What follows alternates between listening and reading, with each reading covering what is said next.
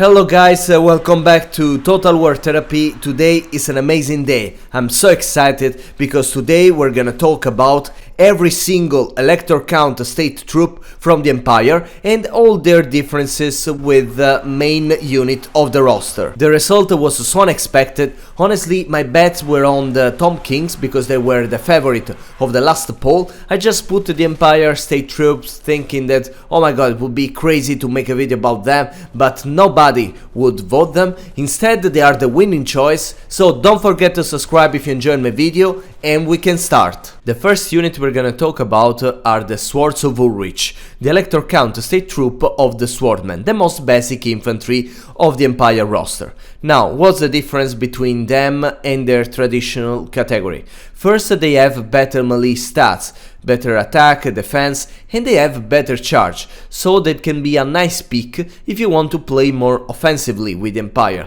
like charging yourself the enemy and not waiting the enemy to charge you. Then they have the Frenzy ability, that as you know is a boost of your stats when your leadership is above 50. That can be quite helpful because, if this unit is in a good state, it will perform far better than the other. Then the real deal of this unit is the Sphere attribute. That it's very rare, normally it's of monsters, beasts, it's very rare to see the Sphere in an infantry unit. And this can be incredibly helpful when you're dealing with poor leadership melee infantry, for example, if you're attacked by Skaven, because with this attribute they will root far sooner than expected. So overall, if you can replace all your swordsmen with the Swords of Ulric, can be a very winning choice because they perform far better than their counterpart. The second unit we're gonna talk about is the Eldred Guard. They are the elector count state troop version of the Spearmen with shields of the Empire. Now, what's the difference between them and their main category? First, they have the charge expertise against all, so not only against large units. So even if like a very heavy infantry, like for example the new Wrathmongers, will charge you, they will be well protected by them. Second, they have the encourage attribute. That, guys, it's incredibly helpful because as you know, the front line is the one more vulnerable of rooting at some point if they are attacked by some monsters, and having this ability that if you have many units of them that encourage each other, all together, they will be basically unbreakable. Okay, and then you have a ton of armor more compared to the normal version, and this armor is very helpful because it will protect you from weak missile attacks, from weak melee infantry, and in general they will be far tougher because this increase in armor is very rare to see in in an upgrade of a unit. So this is for me the best frontline you can ever ask for the Empire, and over time in your campaign I suggest to replace any spearman with shield of your army with them. The third unit is the Nordland Marines, the state troop version of the Halberdiers. Now, what's the difference between them and their traditional version? First, they have better melee stats, that is always a good point. Then they have the expert charge defense against all, so as I said for the previous unit, they will be well protected not only against large units,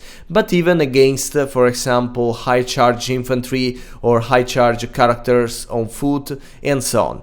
Then they have the Roadie attribute that at some condition they will give them perfect vigor, and as you know, with one of the last patches they can introduce the visual effect of what changes in the stats when your unit is not fresh anymore, and we can see that the difference is noticeable.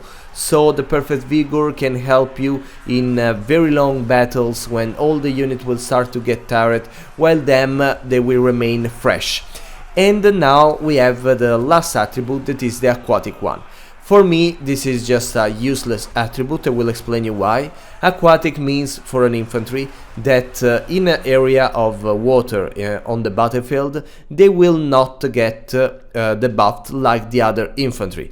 But now, first, it's a very niche ability, because I mean, there are not so many maps full of water with swamps, and even if they are, you can easily put yourself in other situation.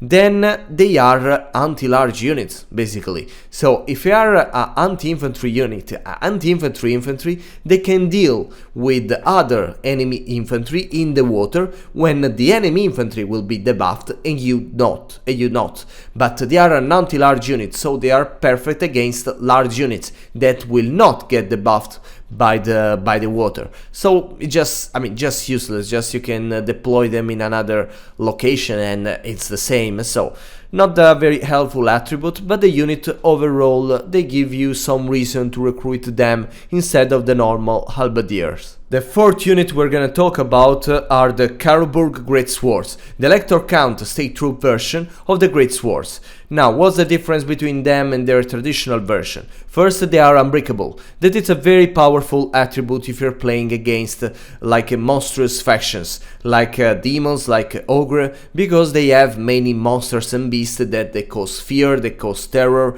and most of your infantry will just root at that point, while the unbreakable units will just stand there, and even if they are a support infantry, they will do a great job against them, especially in very tough and long battles. Then they have a passive ability that increase the melee stats and the leadership of the unit nearby, but this is for me not a very helpful ability, because the range of that is only 35 meters, and I can tell you that if in a unit normally doesn't affect an infantry unit, a hero character is different, but an infantry unit doesn't affect other units in the range of 35 meters. So they can just boost if there are like a support hero or maybe a cavalry nearby, but just that. Otherwise is not a helpful ability.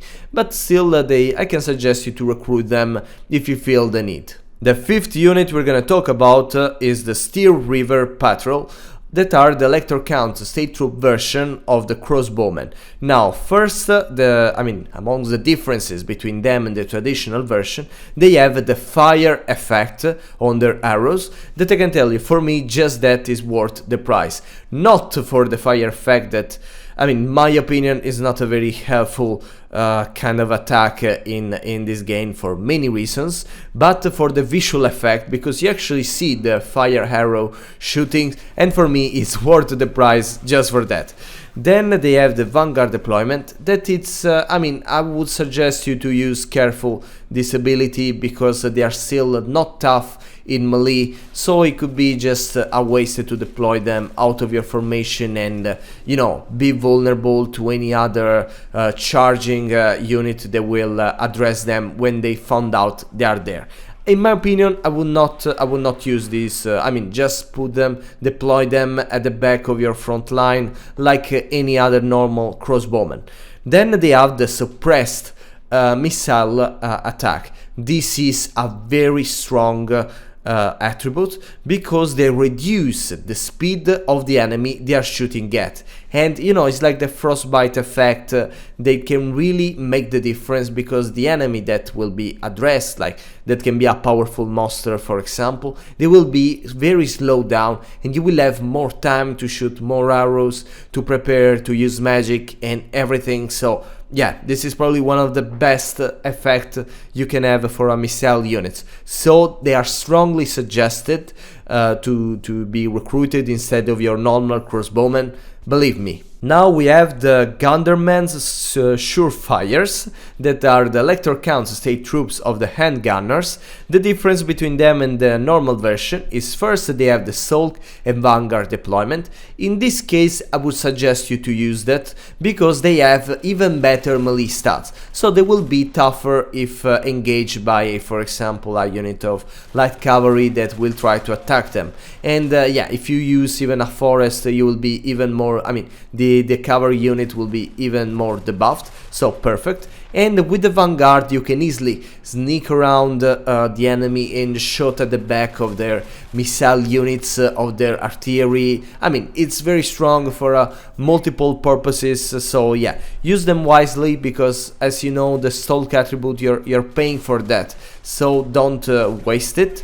and yeah, they have even a better range, so they are in any case a better version of handgunners. Now let's talk about the Empire Knights. As you know, in the Elector Counter-State troops there are 3 different versions of Empire Knights. The first is the Knights of the Everlasting Light. The difference between them and the traditional version is that they have magical attack, so they are better against demons or undead and so on. Then they have more armor piercing, so better overall against heavy infantry, character and other cavalry and so on. And then they have a passive ability that reduces the melee attack of unit in the always 35 meters. That can be helpful. Honestly, I would prefer a reduction in the melee defense, because they are still a shock cavalry, so the charge unit, and the less defense the other units have, the more damage you can deal.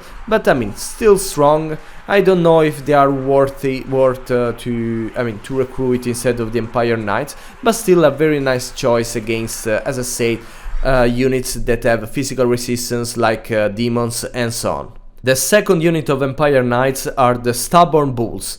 They are basically a completely different unit compared to the traditional version, so you have just to use it very differently. First, they have no shield, so they are less protected against missile units. They have better melee stats but less charge, so they are not a shock cavalry. You can still use them like that, but it's just not their role. They are immune to psychology that, it can be helpful, but the problem of cavalry, of Empire Knights at least, is not always about, it's rarely about leadership. And yeah, overall they have a lot of armor piercing damage because they have Greatswords instead of normal spears or swords. And yeah, basically you have to use them in a more prolonged combat or against, for example, other cavalry. That can be very effective against other cavalry. Or even against heavy infantry, some monsters maybe, but yeah, take advantage of their plus armor piercing damage and their better melee stats, because, they are not shock cavalry, first of all, so use them as you would use the Knights of the Black Rose, for example. The last version of the Empire Knights are the Knights of Morr. Now, they cause terror. That is terrifying because they are a high charging shock cavalry with a lot of models, and when this unit can cause even terror, I'm quite sure that the enemy unit, if he has a poor leadership, it will just root right away. So yeah, they are very strong cavalry. Then they have more armor, they are immune to psychology and everything. But yeah, the most powerful thing about them is that they cause terror. You can have a lot of fun with them because all the enemy will root when you charge them, and yeah, just have just to say that. The Noble Sons Abroad. They are the Elector Count State Troop version of the Pistolier. Now, we can open up debate about how effective are actually the Pistolier in the Empire roster. Honestly, they're a very good harassing unit in my opinion, and they are mostly underrated in the community. I can tell you that this version has better melee stats, so if engaging combat against other beasts or cavalry, they can, they are more resistant, but still not that helpful attribute because they are not a melee unit. So the point of your strategy is supposed to be to not let them be engaged in combat with other units. And then they have better missile stats, and they can replenish the ammunition. That for this unit is a particularly helpful attribute because they run out of ammunition very soon in the middle time battle. So replenishing the ammunition, it's nice. I would suggest to recruit them if you want to play more harassing with your Empire army, but be careful because you know that Pistolier are a very niche unit, very dangerous, and they require a little of micromanagement. The Bordermen, they are the elector count state troop version of the Outriders with grenade launchers. In this case it's very easy, they have just a lot of armor piercing damage, so if the normal grenade launchers are more suitable with weak infantry, with not that armored infantry, they are strong even against for example monsters, cavalry and heavy infantry. So quite helpful. They have a plus of health. I suggest to recruit them. I mean, for me the grenade launchers are already very overpowered, so this version is just far more. But yes, if you have the chance, I would suggest to recruit them, because I mean, it can be a problem if you're dealing with very heavy factions, and your grenade launchers will start to deal less damage, and at some point they will just bypass the problem, and they do a very great job. Now let's talk about the Sootson's guns. They are the elector count state troop version of the Mortars. Now, what's the difference between them and their traditional unit? First, they have magical and fire effect on their missile attack. This can be strong against, as I said, particular faction like demons when they have a lot of physical resistance, so we just bypass this resistance. It can be a helpful attribute, but yeah, be careful to use them in the proper area of the campaign against the proper faction, otherwise it would be just a waste of resources. The other attribute that it's quite powerful in this unit is the no friendly fire.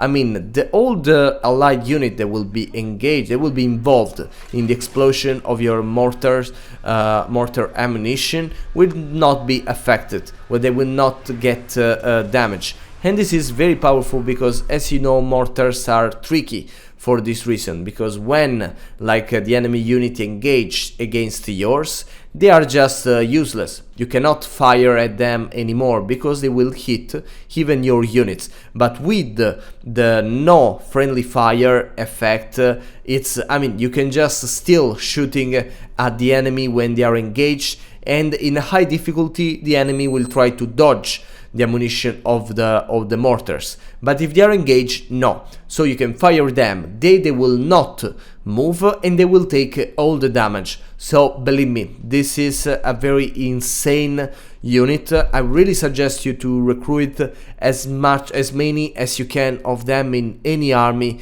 because they're strong against everything because of that. Now let's talk about the Emperor's Wrath. Is the elector count state troop version of the steam tank, and it's I mean, it's a steam tank with actually very little differences. First, he has the burnt effect that reduces the leadership of your enemy unit when shooting.